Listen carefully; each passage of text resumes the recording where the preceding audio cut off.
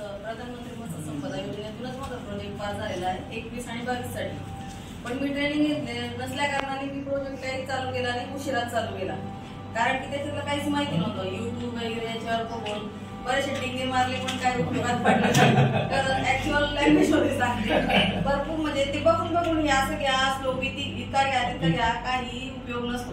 कारण की त्याच्यावर बघून मी स्वतः टँक बनवल्या स्वतःने आणि ते टँक बनवल्यानंतर मला खूपच प्रॉब्लेम आलेले आहेत. म्हणजे ट्रेन करण्यासाठी वगैरे असं भरपूर वेल्डिंग वर्क वगैरे असं भरपूरशा प्रॉब्लेम आले.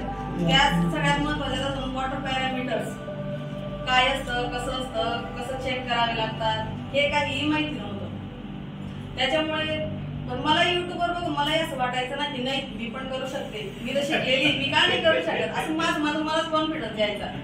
पण ऍक्च्युअल मध्ये मी स्टॉकिंग केली 1 जानेवारीला आणि त्याच्यानंतर मग 1 डिसेंबरला मी स्टॉकिंग केली. त्याच्यानंतर मग मला जानेवारीला 25-26 जानेवारीला अमोनिया वाढला ओव्हरफिटिंगमुळे. अमोनिया वाढल्यानंतर टँक मध्ये मासे मरायला लागले.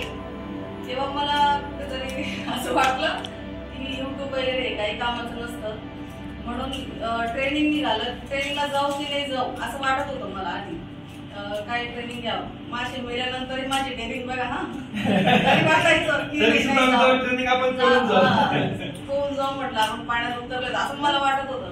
पण नाही, ऍक्च्युअल मध्ये ही जे मत्स्य सेवा केंद्र आहे इथे मी ट्रेनिंग घेतलं. सोनवणे सरांचं मार्गदर्शन लाभलं, आपले शशिकांत सरांचं, पवार सरांचं मार्गदर्शन लाभलं. तेव्हा मला समजलं ऍक्च्युअल मध्ये माझा पाण्यात नाही आपणच जास्त पाण्यात येतो. याच्यावर मला आता असं समजलंय. आता इथून मी शिकून गेल्यावर मी माझं कल्चर एकदम चांगल्या रीतीने मी कल्चर घेऊ शकते. मला एवढा कॉन्फिडन्स आलेला आहे आता. धन्यवाद.